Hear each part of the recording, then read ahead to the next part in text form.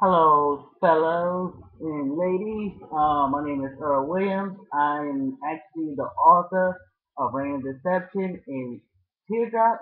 What I'm going to do for you right now is read to you an exclusive chapter from the upcoming sequel, Rain of Deception 2, Save Our Youth, which should be available later this year. At least I'm hoping it does. Just to bring you up to speed, Rain is still unstable and really fearful of everybody around her, especially men, because of what she's already gone through with her father and her uncle, who are both child molesters on the run. Now, what the chapter I'm going to read to you right now is very secretive. Tell somebody, I come and get you. A silent rain looked at a tired out Detective Cruz, scared to death because she didn't know what his purpose was as it pertained to her. She couldn't remember how she ended up in the hospital. Even more so, why they were keeping her. The detective, not known for being silent, was petrified because though he did not know her personally, at least from a distance, he could sense she was in pain, one which he himself did not understand. First aid tape and bandages covered Rain's arms upward and left kneecap downward, where a pattern of open flesh was very much still visible, and her lips, both top and bottom, badly bruised, which made him uncomfortable. Hi, Rain. My name is Detective Cruz, but you can call me Victor if you like. The young lady looked over at Grandma Brenda, who nodded her head with a positive okay sign. Go ahead, child. I know you can speak, the longtime nurse said, trying to reason with her, so her courage would show. Unfortunately, the only thing coming from Rain were tears as her body shivered nervously in the examination room. The nurse held on to her tightly, rocking her back and forth, while the detective retrieved some tissue so she could wipe away her tears in an attempt to chill the pain, because even though the detective looked friendly, all she saw was another man trying to hurt her, like Sweet Daddy and Alvin, her daddy. I can, Miss Brenda. He'll kill me if I say a word. The nurse looked at the detective confused. She had plenty of conversations with Rain since she had arrived at the medical facility, but none that had quite threw her off guard. Detective Cruz was very concerned with the young lady's state of mind. Who's going to kill you if you say a word, child? The nurse asked. The nurse asked her, trying to break through. I can't tell you because then you're going to tell mommy and she going to take me back there and have him. Rain stopped as her nerves continued to cup what had already happened to her while the detective jotted down notes on a piece of printing paper.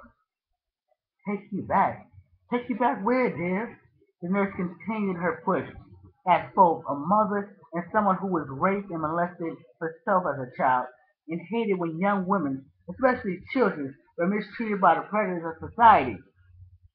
When she was just 15 years old, while on her way in the house from school, her mother's live-in house guest, Martin, who she had known all her life, attacked her and her mother viciously. After all her mother had asked him to do was wash out his dish that he had been molding up in the kitchen sink for about 5 days straight. Martin in turn said okay and opened her china cabinet, took out a glass pitcher, and blasted her in the face with it. The piece of glass went into her eyes, and blood covered her face like a crimson mask. He kicked her skull, shouting, cleaning dishes is a woman's job. You hear me? You fucking hear me? As she cried, trying to cover up her face. Only it was no use. He had already gone mad. While he continued to beat on her, Brenda walked in and dropped her things, screaming. Leave her alone! Leave my mother alone! Jumping on his back, biting, scratching his face. Anything to stop him from hurt her mom. Only what she got was an elbow to the side of her temple. You just couldn't leave well enough alone. You just had to play a superhero. But let me ask you this $5,000 question. Who's gonna save you from me? Brenda spit in his face. He backhand smacked her again and again until she lost consciousness. In the few hours that went by, Brenda awoke in a hospital bed to some unsettling news. She had been raped by her very own father, and that her mother was gone. For 15 years, she had been lied to, but in a single day, everything of great importance had been vanquished before her very own eyes.